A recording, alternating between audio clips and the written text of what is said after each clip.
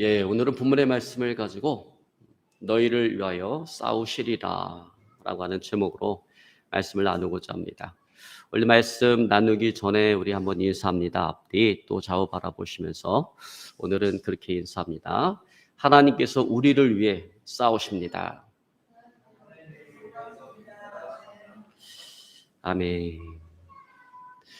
여러분, 우리가 죽을 것 같은 상황 속에서 누군가 나를 대신해서 싸워준다면 얼마나 감사한 일일까요?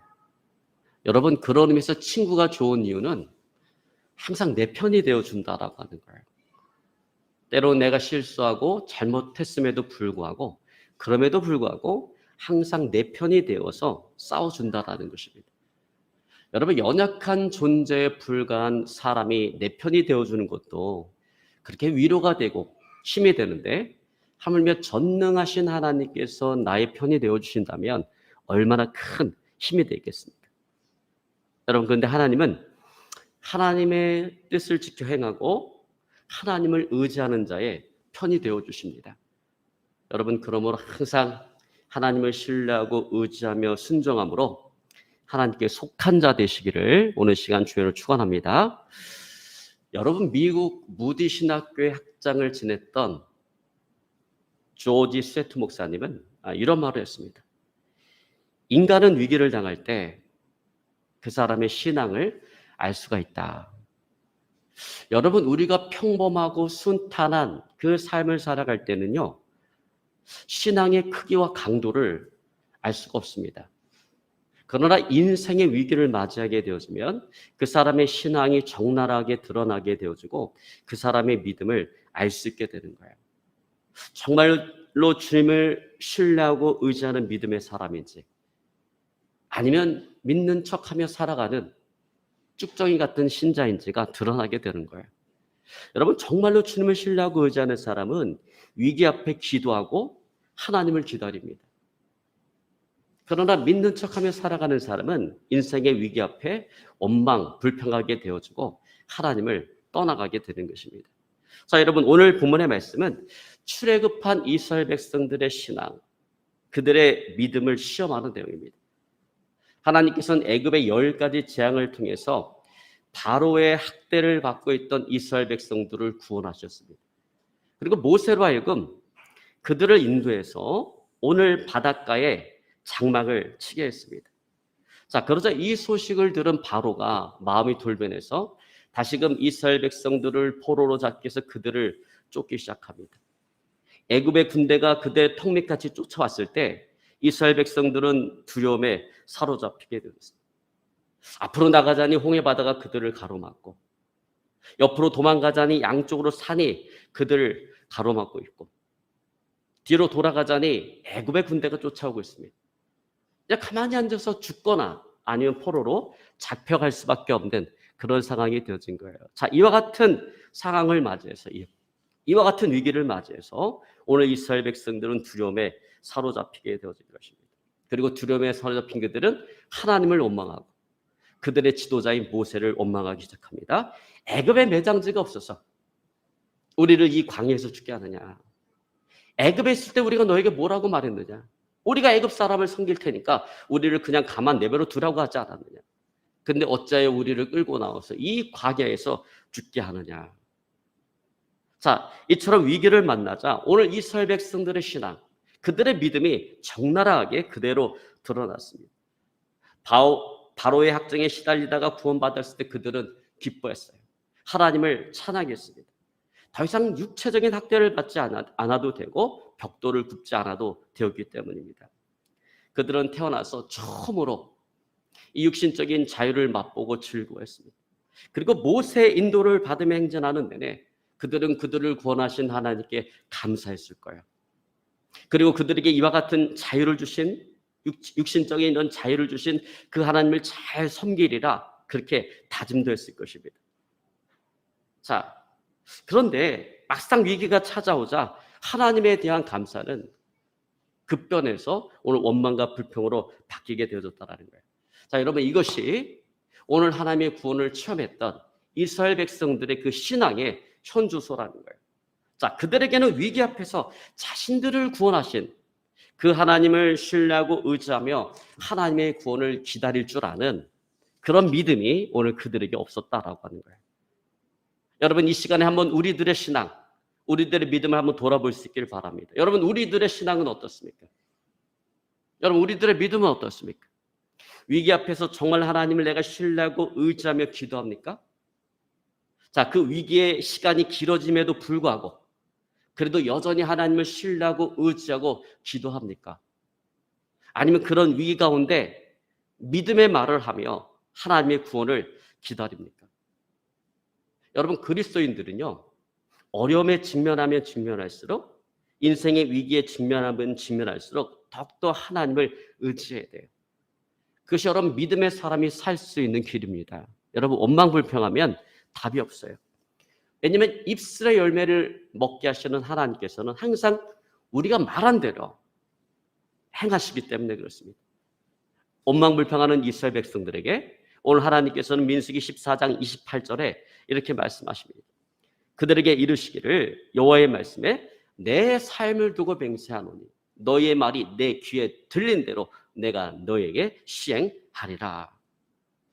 여러분, 그러므로 어려운 문제에 직면할수록, 위기에 직면할수록 더욱더 주님을 의지하고 원망과 불평의 말을 그치고 여러분 믿음의 말을 할 수 있기를 오늘 시간 주연으로 축원합니다. 여러분, 사랑할 때와 죽을 때라고 하는 영화가 있습니다. 그 영화에 보면 전쟁 일선에 나가 있던 한 병사가 휴가를 받아서 고향으로 돌아가게 되었습니다. 그는 지친 자신의 몸을 돌보며 이제 고향으로 돌아가서 가족들과 함께할 생각을 하니까 정말 그 기쁨을 주체할 수가 없었습니다. 그러나 막상 고향에 내려갔을 때 그는 큰 충격을 받았습니다. 집은 폭격으로 다 무너지고 가족들은 행방불명이 되었습니다. 전쟁을 하면서 다른 사람의 목숨을 빼앗기도 하고 또 다른 사람의 목숨을 빼앗은 것으로 인해서 죄책감을 느껴서 자살하는 그런 전후의 죽음도 보았습니다. 자, 그동안 이 전쟁을 치르면서 그는 자기가 믿고 자기가 의지했던 삶의 모든 가치, 도덕적인 모든 가치가 무너져 버리고 말았습니다. 내가 살기 위해서 다른 사람을 죽여야만 하는 그런 인생의 모순과 부조리가 뼈저리게 느껴진 그는 자기 옛 스승인 풀만 교수를 찾아갑니다. 그리고 묻습니다. 교수님, 아직도 우리가 믿을 만한 것이 있습니까? 그래서 풀만 교수가 이야기합니다. 그럼 있지. 그것이 무엇입니까? 그것은 바로 하나님이네. 아니 교수님, 지금 이 상황을 보면서도 아직도 신을 믿습니까? 아직도 하나님을 믿습니까? 그래서 풀만 교수가 엄숙한 태도로 이렇게 말합니다. 나는 이러한 위기, 이런 모순, 이런 부조리가 있기 때문에 나는 더욱더 하나님을 믿네. 여러분, 사람들은 인생의 위기, 모순, 이런 부조리 앞에 하나님을 믿지 못하겠다라고 이야기하고 하나님을 향해서 원망하고 불평의 말을 내뱉습니다. 여러분, 사람들은 흔히 그렇게 이야기합니다. 하나님께서 존재하신다면, 하나님께서 살아계신다면 어떻게 이럴 수가 있어? 어떻게 이런 일이 일어날 수가 있어? 라고 이야기합니다. 그리고 자신이 처한 인생의 위기, 모순, 부조리에 대한 모든 책임을 하나님께 전가시킵니다. 그리고 세상을 향해서 원망과 불평의 말을 쏟아내고 하나님을 향해서 원망과 불평의 말을 쏟아냅니다. 여러분, 그러나 믿음의 사람은 어려움에 직면할수록, 인생의 위기에 직면할수록 주님을 더욱더 의지해야 되고 더욱더 믿음의 말을 해야 된다는 거예요. 여러분, 위기 가운데, 어려운 가운데 여러분 더욱더 주님을 의지하고요, 항상 믿음의 말을 하시기를 오늘 시간 주여로 축원합니다. 자, 그런데 오늘 이스라엘 백성들은 위기 가운데 오늘 모세를 원망하고 하나님을 원망합니다. 자, 여러분 보세요. 그러나 같은 위기를 겪고 있지만 오늘 모세는 그렇지 않았다는 거예요. 같은 위기를 겪고 있음에도 불구하고 오늘 모세는 하나님을 신뢰하고 의지하고 기도합니다. 그리고 믿음의 말을 하고 있습니다. 자, 여러분, 우리 13절 14절 우리 한번 같이 읽습니다. 모세가 백성에게 이르되 너희는 두려워하지 말고 가만히 있어서 여호와께서 오늘 너희를 위하여 행하시는 구원을 보라. 너희가 오늘 본 애굽 사람을 영원히 다시 보지 아니하리라. 여호와께서 너희를 위하여 싸우시리니 너희는 가만히 있을지니라. 여러분, 여기 모세가 행한 이 믿음의 말을 여러분 눈여겨보시기 바랍니다. 여러분, 이 믿음의 말은 위기를 만날 우리가 유념해야 될 말들이기 때문에 그렇습니다. 자, 오늘 인생의 위기 앞에 모세는 세 가지를 이야기합니다. 자, 첫 번째로 모세가 던진 믿음의 말은 무엇입니까? 위기 앞에서 두려워하지 말라라고 하는 거예요. 여러분, 그렇습니다. 여러분, 우리가 인생의 위기 앞에서 뭘 경계해야 되느냐? 이 두려움을 경계해야 된다는 거예요. 왜냐하면 인생의 위기가 찾아오면 가장 먼저 찾아오는 것이 두려움이기 때문에 그렇습니다. 그리고 두려움에 사로잡히면 아무것도 할 수가 없기 때문에 그렇습니다. 여러분, 크리스찬 비즈니스맨의 리더십 개발이라고 하는 그 책에 보면 두려움이 우리에게 가져다주는 악영향을 네 가지로 이야기하고 있습니다. 첫 번째로 두려움이 가져다주는 악영향은 뭐냐면 우리의 재능을 꽁꽁 묶어서 우리를 하여금 아무것도 하지 못하게 만든다라는 것입니다. 두 번째로 두려움은 우리를 하여금 정직하지 못하게 만들어서 모든 관계를 무너뜨려 버린다라는 것입니다. 세 번째로 두려움은 계속해서 우리의 마음을 지배하기 때문에 우리의 행복을 방해한다라고 하는 것입니다. 네 번째로 두려움은 두려운 일에 초점을 맞추게 하므로 처음부터 실패를 준비하게 만든다라는 것입니다. 여러분, 그러므로 이런 유령 같은, 여러분 두려움이라고 하는 것은 유령 같은 거예요.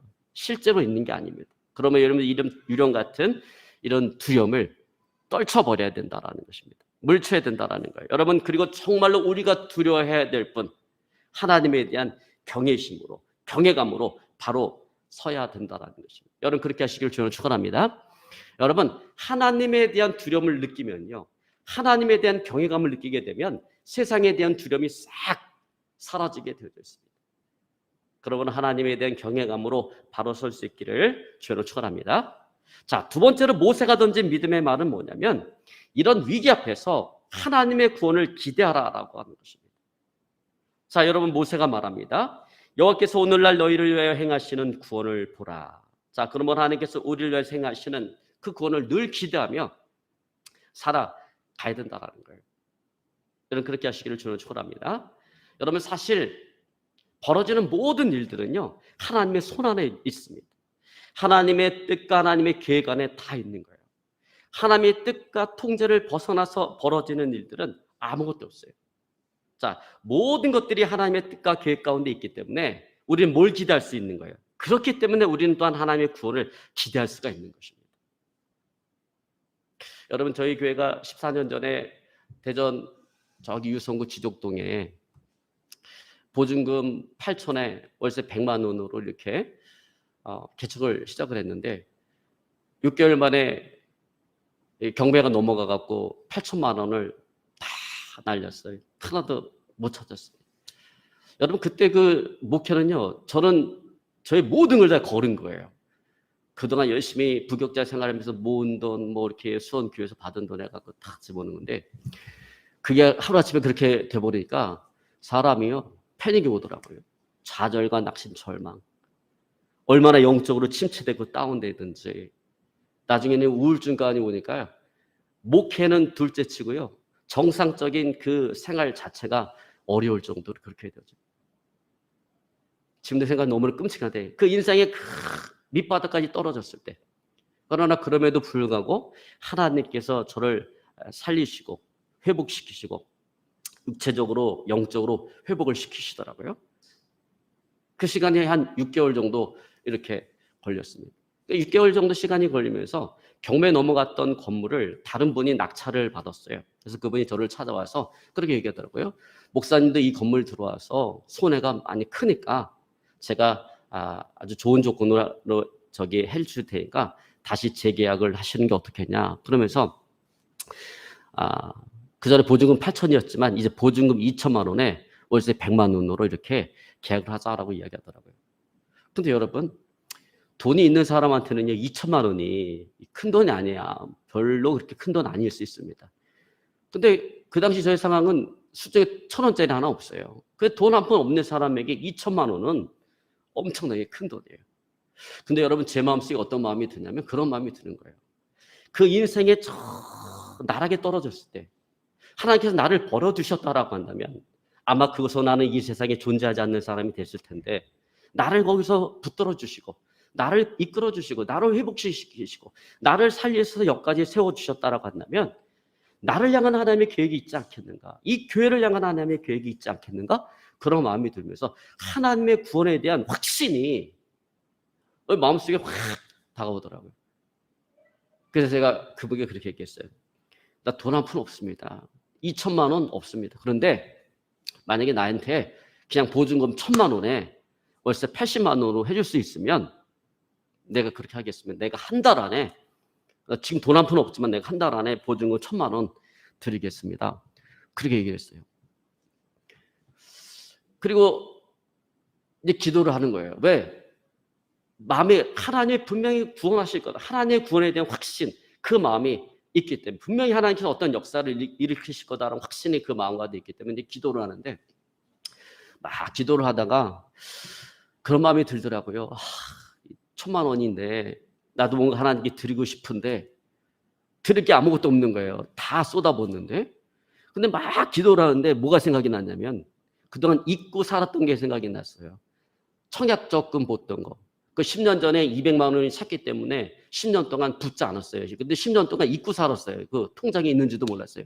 근데 막 기도하는데 그게 생각이 나는 거예요. 그래갖고 그걸 찾아갖고 통장을 깼더니 내가 200만 원 벌는데 10년 동안 이자를 쳐갖고 330만 원이 돼 있더라고요. 그래서 그 330만 원을 찾아갖고 하나님께 헌금을 드리는데 얼마나 마음이 그렇게 기쁘고 행복한지 모르겠어요. 그리고 났더니 하나님께서요 이것저것에서 막 돈을 끌어다 주시는데요. 사모가 다니는 집 어린이집 그 부원장님이 교회를 정하지를 못해갖고 11조를 3년을 모은 거예요. 11조 3년을 모은 건데 그거를 저희 사모한테 준 거예요. 그 돈이 또 300이 되더라고요. 그 돈이 일주일 뒤에 어떤 분이 교회에 이렇게 등록을 했어요.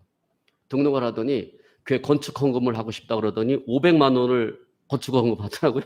근데 그분은 결국 오래 있지 못했습니다. 6개월 뒤에 다시 교회를 나갔고 그리고 제가 뭐 제 사정 얘기하지도 않았는데 신학교 동기가 어떻게 알았는지 세 사람이 100만 원씩 이렇게 보내온 거예요. 그래갖고 2주 만에 1,300만 원이 됐어요. 1,000만 원 필요했었는데 1,300만 원이 된 거예요. 그래서 1,000만 원 주고 계약을 했습니다. 여러분 그렇다라고 하는 거예요. 여러분 모든 것이 하나님의 뜻과 계획 가운데 있는 거예요. 여러분 내 인생의 위기도 마찬가지예요. 내 인생의 어려움도 하나님의 뜻과 계획 가운데 있는 것입니다. 그렇기 때문에 하나님의 구원도 그 안에 있다라는 거예요. 그러면 우리가 하나님의 구원을 바라볼 수가 있다는 거예요. 여러분 믿음의 사람은 그래서 항상 인생의 위기 가운데 믿음의 사람은 뭘 바라봐야 되는가? 하나님의 구원을 바라봐야 된다는 것입니다. 자, 여러분 지금 이스라엘 백성들이 당하고 있는 위기도 마찬가지예요. 어느 날 우연히 찾아온 위기가 아니라는 거예요. 여러분 요새 말로 재수가 없어서 만난 그런 위기가 아니라는 거예요. 모든 것이 하나님의 뜻과 계획 가운데 생겨난 위기라는 것입니다. 여러분 출애굽기 14장 1절로 3절에 보면 이렇게 말씀하고 있습니다. 여호와께서 모세에게 말씀하여 이르시되 이스라엘 자손에게 명령하여 돌이켜 바다와 믹돌 사이의 비하이롯 앞 곧 바알스본 맞은편 바닷가에 장막을 치게 하라. 바로가 이스라엘 자손에게 대하여 말하기를 그들이 그 땅에서 멀리 떠나 광야에 갇힌 바 되었다 하리라. 자, 여기에 보면 하나님께서 모세에게 명령하기를 이스라엘 자손들에게 명령하여 돌이켜 바알스본 맞은편 바닷가에 장막을 치게 하라라고 이야기합니다. 자, 여기서 보면 돌이켜라고 하는 말을 해요. 히브리어로 슈브라고 하는 말인데 이게 무슨 의미냐면 영어 성경에 보면 turn back 이렇게 되어 있습니다. 그러니까 가던 길을 180도 방향을 바꿔서 다시금 내려가라라는 것입니다. 자, 이스라엘 백성들이 숫곳을 출발해서 엘람이라고 하는 곳으로 올라갔어요. 근데 하나님께서 턴백 180도 방향을 바꿔서 다시금 내려가라라는 것입니다. 내려가면서 너희들이 지나쳤던 그 바알스본 맞은편 그 바닷가에 장막을 치라라고 하는 거예요. 근데 여러분 여기는 장막을 치기에 좋은 장소가 아니에요. 왜냐하면 누군가 쳐들어오면 다 죽을 수밖에 없어요. 도망갈 곳이 없어요. 퇴로가 없는 곳입니다. 앞은 홍해 바다가 가로막고 있고 양옆으로는 산이 그들을 가로막고 있고 뒤에는 광야입니다. 근데 이런 곳에다가 장막을 치게 해서 이런 위기를 당하게 하신 분이 하나님이라는 거예요. 여러분 보세요. 자, 여러분 지금 이 상황을 누가 만든 겁니까? 지금 이 위기의 상황을 누가 만든 것입니까? 하나님께서 만드셨다라는 거예요. 오늘 이스라엘 백성들 하여금 죽을 수밖에 없는 곳에 장막을 치게 해서 그들 하여금 죽음의 위기를 맞이하게 하신 분이 그분이 바로 하나님이시라는 거예요. 인생의 위기를 가져다 주신 분이 바로 하나님이시라는 것입니다. 자, 그렇다면 여러분 우리가 믿어야 될 또 다른 하나의 사실이 있습니다. 위기를 가져다 주신 분이 하나님이시라고 한다면 또한 우리에게 구원을 가져다 주시는 분도 하나님이시다라고 하는 것입니다. 여러분 우리가 이것을 믿어야 되는 것입니다. 여러분 믿으시기를 주님으로 축원합니다. 그래서 항상 인생의 어떤 위기 가운데 있더라도 항상 하나님의 구원을 바라보시며 살아가시기를 오늘 시간 주님으로 축원합니다. 자, 그렇다면 하나님께서 왜 이스라엘 백성들에게 이런 위기를 가져다 줬을까요? 왜 막다른 곳에서 이스라엘 백성들 하여금 장막을 치게 해서 그들 하여금 피할 수 없게 만들었을까요? 여러분 그것은 홍해가 갈라지는 대이적의 사건을 통해서 오늘 이스라엘 백성들에게는 믿음을 심어주고 그들을 쫓아오는 바로에게는 심판을 행하고 그것을 지켜보는 열방에게는 하나님의 능력을 나타내 보이사 하나님께서 영광받기 위해서 이렇게 하셨다라고 하는 것입니다. 여러분 그렇습니다. 여러분 언제나 하나님께서 주시는 인생의 문제는 삼중적인 목적을 가지고 있어요. 첫 번째 목적이 뭐예요? 우리의 믿음을 키우기 위해서 그런 것입니다. 여러분 우리의 믿음이 성장하는 데 있어서 인생의 위기만큼 좋은 것은 없어요.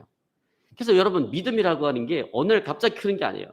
인생의 위기를 내가 겪고 이걸 이겨내면서 우리의 믿음이 성장하게 되어 있다라고 하는 것입니다. 자, 두 번째로 내가 잘못되기를 바라는 그 원수를 심판하기 위해서 인생의 위기를 준다라고 하는 거예요. 여러분 인생의 위기는 하나님께서 나를 심판하기 위해서 주시는 것이 아니에요. 믿음의 사람이 넘어지기를, 믿음의 사람이 잘못되기를 바라는 그 사람을 심판하기 위해서 인생의 위기를 준다라고 하는 것입니다. 여러분 우리는 그것을 하만과 모르드게의 그 사건을 통해서 너무나 분명하게 보게 되어집니다. 여러분 하만은 그 페르시아 제국의 총리와 같은 그런 위치에 있는 사람이고 모르드게는 그 성전 문지기에 불과한 사람이에요. 근데 어느 날 모르드게가 하만에게 괘씸죄에 걸렸어요. 요새 말로 쉽게 이야기하자면 인사를 잘하지 않는다라고 하는. 그래서 괘씸죄에 걸렸어요. 그래서 하만이 모르드게를 어떻게 처리할까 생각을 해보니까 이 모르드게가 유대인이라는 것을 알게 됐습니다. 그래서 모르드게 하나만 죽일 것이 아니라 이참에 유대민족 전체를 내가 다 죽여야겠다. 그리고 모략을 꾸이고 계략을 꾸몄습니다. 이제 유대민족이 한날 한시에 다 멸망할 수밖에 없는 그런 위기를 맞이하게 되었습니다. 여러분 그때 우리가 잘 알다시피 에스더가 기지를 발휘하고 내가 죽으면 죽으리라 라고 하는 그 마음으로 아소의 왕에게 나가서 이 모든 하만이 꾸민 모든 사실들을 다 드러냄으로 말미암아 어떻게 되었습니까? 하만이 모르드게를 달라고 자기 집에 세워놨던 50규빗의 그 나무 기둥에 모르드게가 달린 것이 아니라 자기가 거기에 달리게 되었다라고 하는 것입니다. 여러분 이스라엘에게 찾아온 위기는 오늘 하만이 이스라엘이 멸망하기를 바라는 그 하만이 달림으로 심판받음으로 끝이 나게 되었다는 거예요. 여러분 마찬가지로 우리의 인생의 위기가 그렇다라는 거예요. 여러분 인생의 위기는 나를 심판하기 위해서 주어지는 것이 결코 아니다라는 것입니다. 그것은 믿음의 사람이 잘못되기를, 믿음의 사람이 넘어지기를 그 바라는 사람들을 심판하기 위해서 주어지는 것이다라고 하는 것입니다. 여러분 세 번째로 인생의 위기는요 하나님의 능력을 보여서 영광 받으시기 위해서 주어진다라고 하는 것입니다. 여러분 그렇습니다. 우리가 어떤 인생을 살아가든지 사람이 인생을 살아가는 목적은 하나님께 영광을 올리기 위해서인 것입니다. 하나님의 영광을 드러내기 위해인 것입니다. 여러분 그래서 우리가 믿고 있는 바를 기록한 그 신앙 고백서 가운데 웨스터민스터 신앙 고백서라는 게 있어요. 근데 그 웨스터민스터 신앙 고백서의 첫 번째 질문이 뭐냐면 사람은 무엇을 위해서 사는가? 여러분 이 시간에 제가 여러분에게 묻고 싶습니다. 여러분 무엇을 위해서 사십니까? 자녀를 위해서 사십니까? 남편과 아내를 위해서 사십니까? 아니면 정말 이기적으로 자기 자신의 행복을 위해서 사십니까? 여러분 만약에 나의 행복을 위해서 산다라고 이야기하면 그 사람을 나쁜 사람이다라고 이야기할 수 없어요. 뭐 좋은 얘기죠. 행복을 위해서 산다라고 하는 것은 좋은 얘기예요. 그러나 그 사람을 믿음의 사람이라고 이야기할 수는 없습니다. 자, 여러분, 그렇다면 어떻게 답해야 되겠습니까? 그 다음은 하나님의 영광을 위해서라는 거예요. 여러분이 하나님의 영광을 위해서 살아가야 돼요. 믿음의 사람은 하나님의 영광을 위해서 살아가야 됩니다. 여러분, 그거 아셔야 돼요. 우리가 하나님의 영광을 위해서 살아갈 때 행복이 우리에게 주어지는 것이지, 우리가 행복을 추구한다고 해서 행복이 우리에게 주어지는 것은 아니다라고 하는 것입니다. 그러므로 웨스트민스터 신앙고백서 그 첫 번째 질문, 사람은 무엇을 위해서 살아가는가? 라고 하는 그 물음에 그 옆에다가 하나님의 영광을 위해서라고 답을 달아놨습니다. 그리고 그 옆에 관련 성경 구절로 고린도전서 10장 31절의 말씀을 달아놓았습니다. 고린도전서 10장 31절은 말합니다. 그런 너희가 먹든지 마시든지 무엇을 하든지 다 하나님의 영광을 위하여 하라. 먹든지 마시든지, 이게 뭡니까? 특별한 일이 아니잖아요. 그냥 일상적인 일이잖아요. 그러니까 뭘 하든지 하나님의 영광을 위해서 하라라고 하는 것입니다. 여러분, 그런 의미에서 여러분, 우리 인생에 찾아오는 인생의 위기도 하나님의 영광을 위해서 그걸 기쁘게 받을 수 있기를 주님으로 축원합니다. 그리고 인생의 위기 가운데 하나님의 구원을 바라보시고 그 하나님의 구원을 기대하며 살아가시기를 오늘 시간 주님으로 축원합니다. 자, 마지막 세 번째로 오늘 모세가 행한 믿음의 말은 무엇이냐면, 여호와께서 너희를 위하여 싸우시리니 너희는 가만히 있을지어다라고 하는 것입니다. 여러분, 그렇습니다. 우리가 직면한 인생의 위기는 나의 싸움이기 이전에 그것은 하나님의 싸움이라는 거예요. 하나님께서 싸우신다라는 것입니다. 여러분, 믿으시기를 주로 축원합니다. 그러면 여러분, 우리가 할 일은 뭐예요? 하나님께서 싸우시도록 원망과 불평의, 인생의 위기 앞에서 원망과 불평의 말을 그치는 거예요. 버려야 되는 것입니다. 여러분, 오늘 모세가 뭐라고 이야기합니까? 너희는 가만히 있을지어다라고 했어요. 이게 무슨 얘기예요? 가만히 있으라는 거예요. 원망과 불평의 말을 그치라는 것입니다. 그리고 하나님께 기도하라라고 하는 것입니다. 여러분, 그러므로 인생의 위기 앞에 내가 어떻게 보려고 하려고 하지 말고 인생의 위기 앞에 하나님께서 싸우시도록 원망과 불평의 말을 그치고 여러분 믿음의 말을 하고 여러분 기도하시기를 주님을 축원합니다. 여러분, 원망과 불평도 습관이고요, 이 감사와 기도도 습관입니다. 그래서 원망 불평하기를 좋아하는 사람은 좋은 사람을 만나도 원망과 불평이 떠나가지 아니하고요, 감사할 일을 만나도 감사하지 못하고 원망과 불평이 떠나가지 않습니다. 이건 왜 그렇습니까? 이게 습관화되어져 있기 때문에 그래요. 여러분, 그런가 하면 이 감사와 기도도 습관이라는 거예요. 그러니까 늘 감사하고 기도하는 사람은 누구를 만나든지 감사하고 무슨 일을 만나든지 기도한다라고 하는 거예요. 그래서 누군가를 만나 상담할 때도 기도로 시작하고, 상담하는 그 과정 속에서도 마음속으로 기도하면서 상담을 하고, 끝을 맺을 때도 기도로 끝을 맺습니다. 여러분, 예수님의 삶을 보면요, 예수님은 기도가 습관화되어진 삶을 살아갔어요. 그래서 새벽 미명에 한적한 곳으로 나가서 예수님 기도하셨습니다. 여러분, 기도는 습관인 것입니다. 하나님의 역사를 불러오는 거룩한 습관인 것입니다. 여러분, 그러므로 원망과 불평의 말을 버리고 항상 감사의 말을 하고 믿음의 말을 하고 여러분 기도의 습관을 들일 수 있기를 오늘 시간 주님을 축원합니다. 여러분, 이를 위해서 우리는 시간을 내야 돼요. 이 기도의 습관이라고 하는 것이 어느 날 갑자기 이렇게 생겨나지 않습니다. 시간을 내야 됩니다. 여러분, 말콤 글래드웰이라고 하는 사람이 쓴 창조적 지성의 탄생과 성공의 비결이라고 하는 그 책에 보면 1만 시간의 법칙을 이야기합니다. 근데 그 1만 시간의 법칙이라고 하는 것은 원래 신경학자였던 다니엘 레빈틴이 연구한 결과입니다. 그 연구에 의하면 어떤 분야건 세계적인 수준의 전문가가 되기 위해서는 1만 시간의 연습이 필요하다라고 하는 거예요. 이 연구 결과를 얻기 위해서 그런 각 분야에서 성공한 사람들, 야구 선수, 소설가, 작곡가, 피아니스트, 각 분야에서 성공한 사람들 대상으로 연구를 했습니다. 연구를 했는데 그 연구 결과가 뭐냐면 어떤 분야든지 1만 시간보다 적게 연습을 하고 세계적인 수준의 전문가가 되어진 사람은 한 사람도 없다라고 하는 것입니다.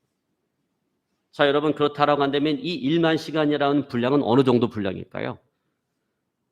여러분, 1만 시간의 분량은요, 하루에 3시간씩 해갖고 10년을 해야 채울 수 있는 그런 분량입니다. 여러분 이 1만 시간의 법칙은요. 우리에게도 똑같이 적용되는 거예요. 내가 어떤 분야에 있든지 그 분야에서 내가 1만 시간을 투자하면 그 분야에서 난 세계적인 전문가가 되어줄 수가 있다라고 하는 거죠. 여러분 어떤 전문가가 되어지고 싶습니까? 여러분 기도의 전문가가 되시기를 저는 축원합니다.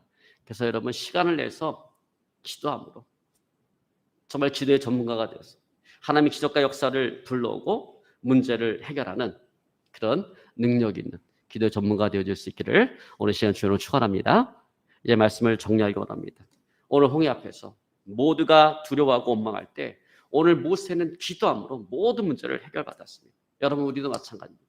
여러분 인생의 위기 앞에서 두려워하지 말고 하나님의 구원을 바라보고 하나님의 구원을 기대하면서 정말 믿음의 말을 함으로 또 기도함으로 하나님의 기적과 은혜를 체험하며 누리며 살아가는 저와 여러분의 삶이 되어질 수 있기를 오늘 시간 주변으로 축원합니다. 그런 삶이 되어질 수 있기를 오늘 시간 주변으로 축원합니다. 오늘 말씀 붙잡고요 간절히 하나님께 기도합니다.